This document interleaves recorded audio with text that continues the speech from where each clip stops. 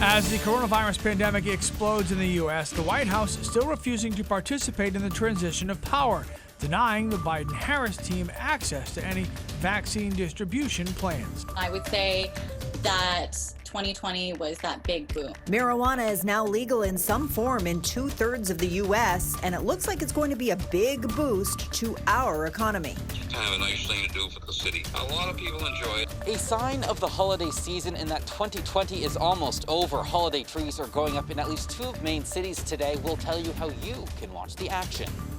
It may be cold right now, but milder air returns for our weekend. This is the Morning Report.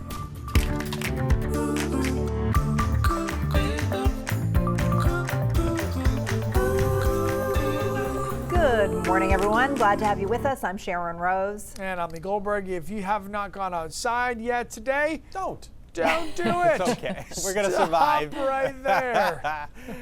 No, it is an adjustment. It is a little kind of shocking because we haven't been this cold since last March. Most towns are in the teens right now, but it isn't that windy this morning, and we'll get through it just fine. Don't worry. 17 is the current temperature in both Bangor and in Portland. Lewiston's 15, and Sanford's getting really close to the single digits. Now, we do have a warm front on our doorstep. Ahead of it, quite a bit of cloud cover and some scattered snow showers. Behind it, much, much warmer. In fact, tomorrow we're climbing back to the 50s. So this is the coldest it will be, and from here on out, those temperatures will be rising. This morning, any sunshine will start fading away behind some thin clouds, so that sun becomes more and more filtered. Midday, it's mainly cloudy with a little period of snow for northern Maine and some flurries possible along the coastline. End of the day, wind picks up out of the southwest, so we'll have that brisk feel, still feeling cold at the end of the day, but clouds will start to thin out again. So I think we'll have great sun up and sun down with good color on both horizons. Up to an inch of snow with those snow showers up in the mountains and north, and some flurries possible elsewhere with no accumulation expected. It's cold, it's calm, and our sun will fade away this morning. That temp when you step outside right around 15. Cloudy, some flurries possible middle day, 30 degrees, and then mostly cloudy and brisk as we wrap up this Thursday. Temp around 35. All right, tomorrow's warmer, and so is the weekend. I'll have your details in a few minutes.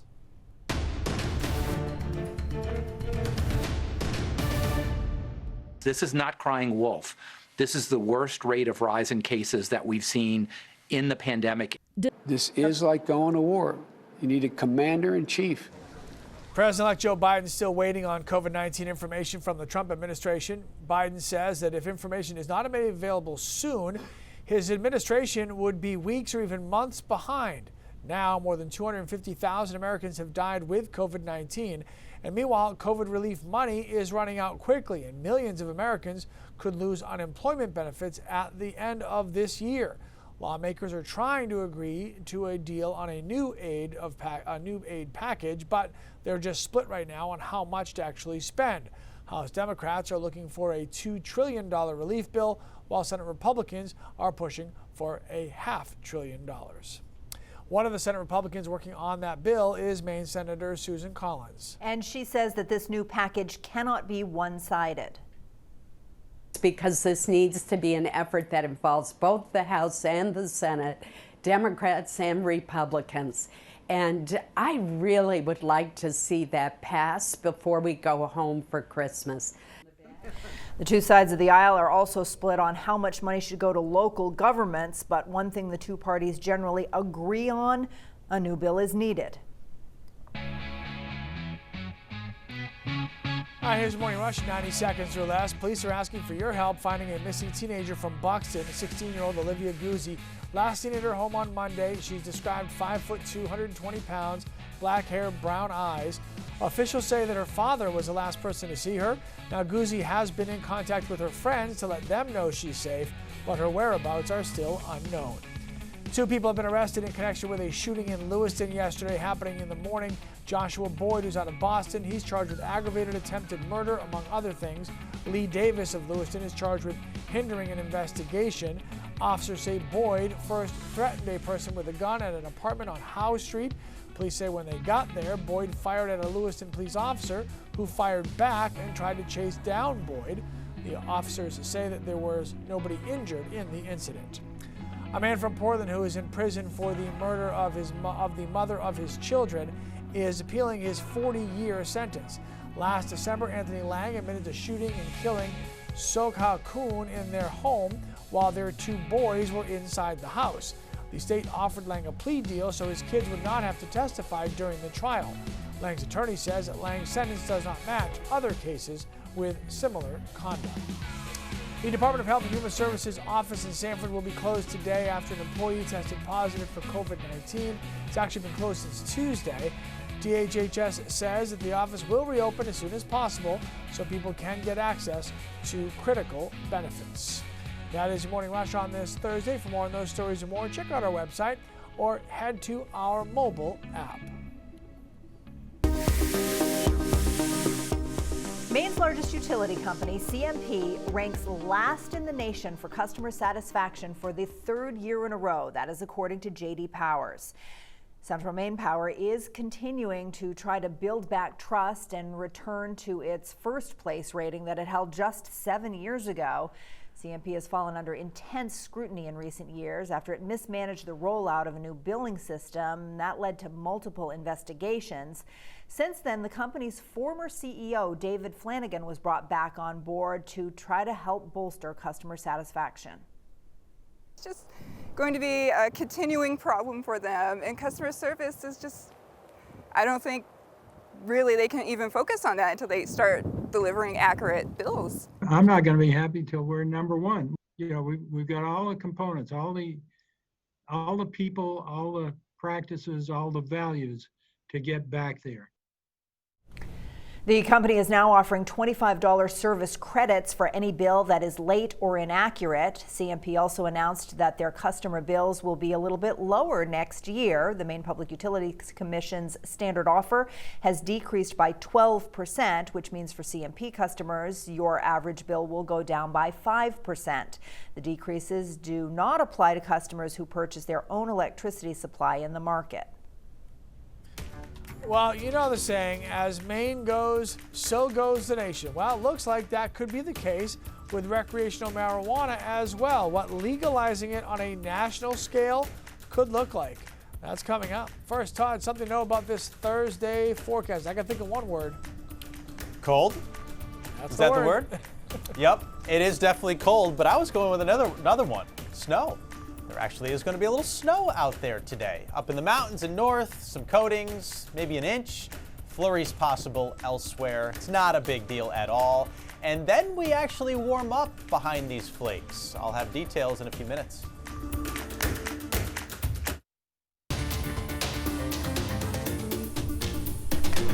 Tensions are high right now when it comes to politics, but there's an issue a lot more people are agreeing on these days: legalizing marijuana, and that could mean a big boost for the economy. $2 to $2.5 billion in retail sales to the industry in the next couple years. Cannabis is now legal in some form in 35 states and Washington, D.C. As you know, Maine is one of those states. On Election Day, voters in 4 states, Arizona, New Jersey, South Dakota, and Montana, passed ballot measures for recreational pot. According to Marijuana Business Daily, cannabis sales are on pace to increase 40% over last year, with a spike among seniors of more than 75% over the past 4 years. Most of us just use it because it feels good. I feel like if everyone used cannabis, the world would be a better place. Now more women, high-income, and college-educated consumers say they're using cannabis too.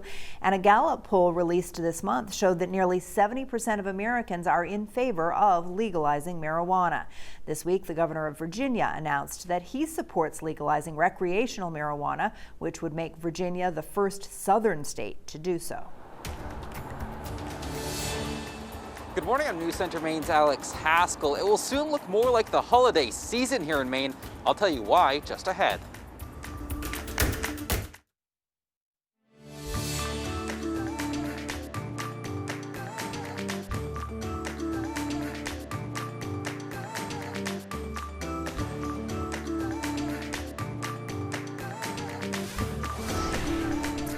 Wow, look at that. Beautiful way to start your day. It looks a lot warmer than it is, but right? It looks really nice. Oh, I can't wait to jump in later today. Do a little water skiing. You should. You should there. Little tubing. Lee, your kids would probably go in. Oh my gosh, my right? 5-year-old would, yeah. He has no nerves in his body fear. or something because he just dives in the ocean. Look, Dad. I'm like, okay. Whatever makes you happy, buddy. Oh, to be young again. Right? All right, it's cold, folks. Coldest since last March. We haven't had teens since then. Portland currently 17, Lewiston 15, and close to single digits down in Sanford, where it's 10. Still a chance to go down to around 9 before that sun gets high enough above the horizon. Eastern Maine around 20 in Bar Harbor, but 17 in Bangor, 14 degrees in Dover-Foxcroft. Also, nobody in the single digits here through eastern or northern Maine. Now, this is easily the coldest it will be for the next several days. In fact, we are on the cusp of warming things up. Look at that temp out in Kansas City. Ooh, that'd be nice. We're not getting that warm, but we'll get to 50 like Chicago is right now. We've got a warm front snaking through the northeast. Out ahead of it, clouds, some scattered snow showers too, but then there's that mild air mass, and it looks like it sticks around through most of the weekend. Be a little chillier on Sunday. This morning, quiet, really cold, bundle up, and we'll have some sun. Going to be a gorgeous sunrise, but that sun will be fading away behind thin clouds, thin enough so that we still get filtered sunshine for the majority of the morning. And we'll probably have some halos at some point around the sun today. Maybe it's this morning and then maybe later this afternoon as the sun is starting to set. During the middle of the day, I think this is when the clouds will be thickest, and we'll have some flurries down along the coast and a period of snow for far northern Maine. Won't really amount to much, but I'll show you a map just in case. Mostly cloudy this evening, busier southwest breeze too, so that's going to keep that brisk and chilly feel with us from start to finish. There's the map, really nothing, but some tracking snow for northern Maine and for the mountains up to an inch. Flurries elsewhere with no accumulation. High temperatures won't get to where we should be, which is 47. We'll get close to 40 along the coast, 35 to 40 inland, and then it looks like around 30 for northern Maine and for our mountains. So definitely a cold day. But tomorrow it won't be. That mild air chews away at the cold, and we're back to the good stuff, 50 plus tomorrow. And Saturday looks great too, even though we get a front to pass through. This is a polar front, not the Arctic one. So the air behind it is still fairly mild, 50 to 55. However, on Sunday, that Arctic front does get through us, and it's back to 40 on Sunday. Still, though, just warm enough so that when the next system arrives, it's looking wet for the majority of us. Maybe the mountains get some wet snow on the tail end, but it looks wet here on Monday for most of Maine. Gale watches are up tonight and tomorrow. That's when the winds really start to crank a little bit. Today, though, gusting to 30 knots out of the southwest and seas 3 to 5 feet. So we'll have mostly cloudy skies, some flurries out there possible, but it's cold, 35 to 40. Tomorrow, much better, partly sunny and warmer, 50 to 55. Looking good on Saturday, too. I think that's the weekend pick. Mix of sun and clouds, also in the low to mid 50s. Sunday, sun fades again. It's chilly, 42. We get wet on Monday, and then it's turning colder for Tuesday and Wednesday leading up to Thanksgiving. But leading up to Thanksgiving, decent travel weather. Aside from the chill, which you won't really feel in the car, obviously, because you got heat there, there won't be any rain or snow on the roads to deal with. Nice. Tomorrow looks like a beaut, huh? Yeah. Be nice to have it off, right? Who's off tomorrow? Well, not me. Todd, you gonna be here tomorrow? I'm working. I'll be here. You guys seem to work like 3 out of every 5 days. I'll be here. Somebody's off. 3 out of 5 seems like a lot. Doesn't it? Yeah, I know. Seems like a lot. Yeah, taxing. It is. You should try it sometime. Very taxing. Exhausted. Hey, you guys, check this out. So cute. There was a little stowaway hiding in the Rockefeller Center Christmas tree. It's called a Sawat owl. Oh, the smallest kind in the northeast part of the country. Someone who was working on the tree found the owl and took it to a wildlife center. He also appropriately named it Rockefeller. Look at that little thing. Yeah, they're cute. It is cute. It'll bite your face off. I was gonna say they're really cute. Super cute. But until you see them tearing apart their prey. All right, soon going to look more like the holiday season in Maine as well. Holiday trees will be installed in both Bangor and Portland later this morning. News Center Maine's Alex Haskell joins us live with a look at what we can expect from both cities. Hi, Alex. Hi, Sharon. Well, in just a couple of hours here at Bangor's West Market Square, a 39-foot balsam fir will be raised, kicking off the holiday season here in Maine. It'll be the usual gigantic tree going up here. Putting up the holiday tree in downtown Bangor is a tradition not even a global pandemic can chop down. We know putting in the tree is really just going to add that next level of enthusiasm for everybody. Nikki Franz, who works in Bangor, is looking forward to seeing the holiday tree brighten up the downtown area. I think it's great, and some people might think it's small, but during these times, I think everyone's looking for something to cheer them up a little bit. Dan Sprague is donating this year's tree as he has for the past 25 years. It's kind of a nice thing to do for the city. A lot of people enjoy it. I get a lot of comments. Those planning to watch the tree go up are asked to follow a few rules. Stand maybe across the street or on the other side of the square so that the public works employees to do their job at a safe distance. It's not only Bangor that's getting festive on Thursday. Downtown Portland is also joining in on the holiday spirit and putting up a tree of its own.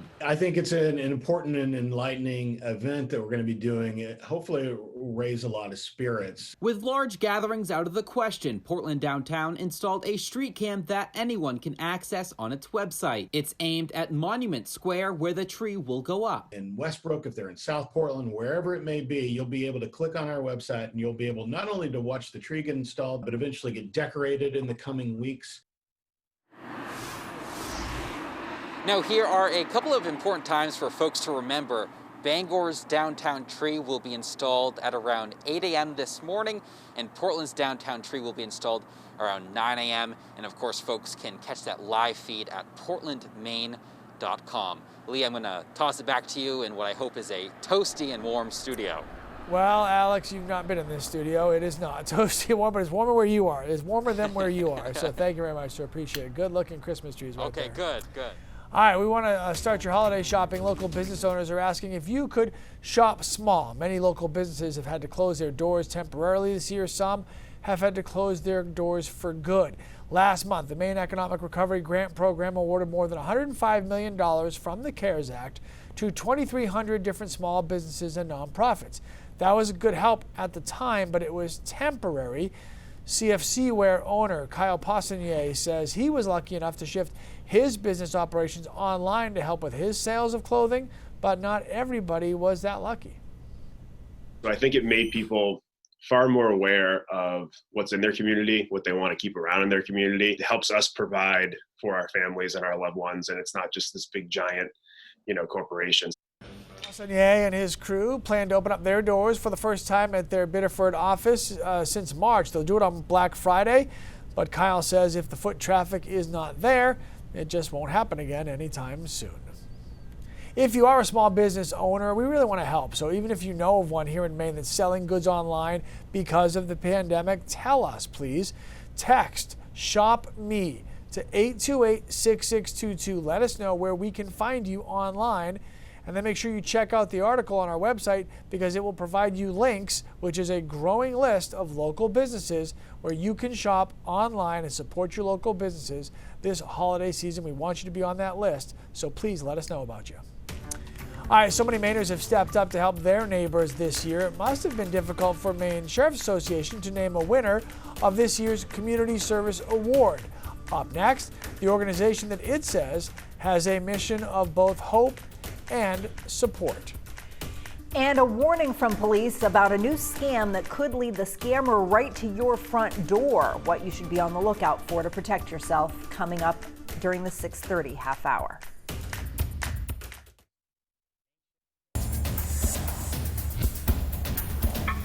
So every year, the Maine Sheriff's Association presents its Community Service Award to a deserving nonprofit that works really hard to make its community a better place to live. This year, that award went to the Rape Response Services team in Bangor. The team goes to the Penobscot County Jail and meets with incarcerated women to offer advice and guidance and resources.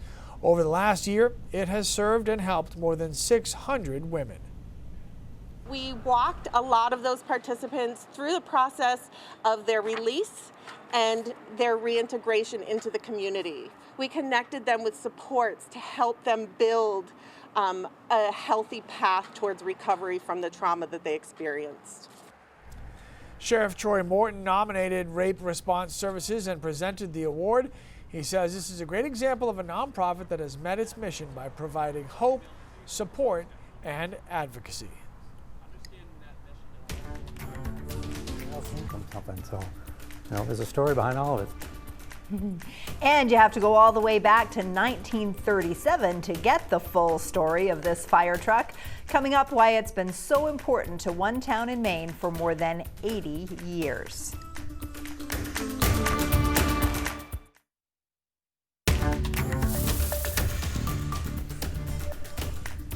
Tucked away in the heart of the town of Hiram, there's a 1937 Dodge Buffalo fire truck. This is such a cool story. It's been with the department since day one. Town officials bought the fire truck for $3,500 about in 1937.